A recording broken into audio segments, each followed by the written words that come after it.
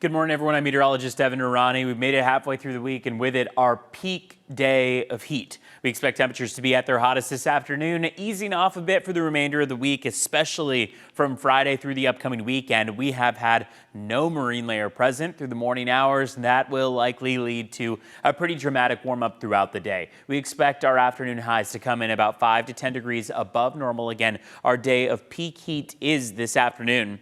Slight cooling by Friday into the weekend. The reason why I wouldn't say Thursday is our day of cooling is because while we may ease off a bit for Thursday afternoon, temperatures are going to look very similar to this afternoon by the time we get to tomorrow.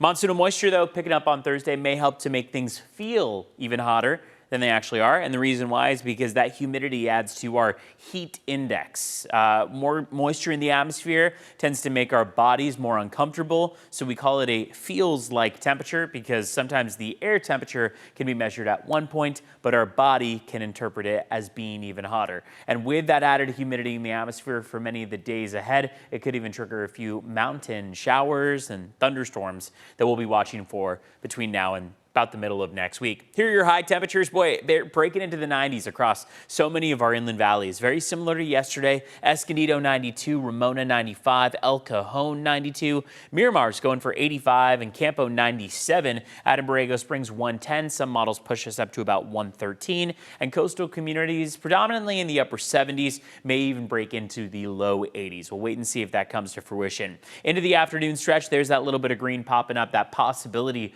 of monsoonal moisture. It plays into the forecast for tomorrow too. Here's 9 a.m. You can see a few of those showers moving in with cloud cover as early as about 9 and 10 a.m. and then moving toward the coast by that afternoon stretch. So it's going to be a major possibility for many of the days ahead that not only showers come to fruition, but that we all see and feel that humidity in the forecast. Today and tomorrow highlighted in red because of a heat advisory that's in effect along the coast. Temperatures possibly making their way to the upper 70s and low 80s and then sliding down to about the mid 70s by the weekend. Our inland valleys will be in the 90s today and tomorrow and then back down to the 80s beginning on Friday, lasting through about the middle of next week under partly cloudy skies day over day. The mountains and deserts will be in the 90s, cooling down to the upper 80s and then back to the low 90s. So that heat does ease off by the weekend and early next week, but it only takes us back down to average. And average is still summer-like out there. It's still pretty warm to begin with. The question on hand is how much that humidity will play a role in the forecast for the mountains and deserts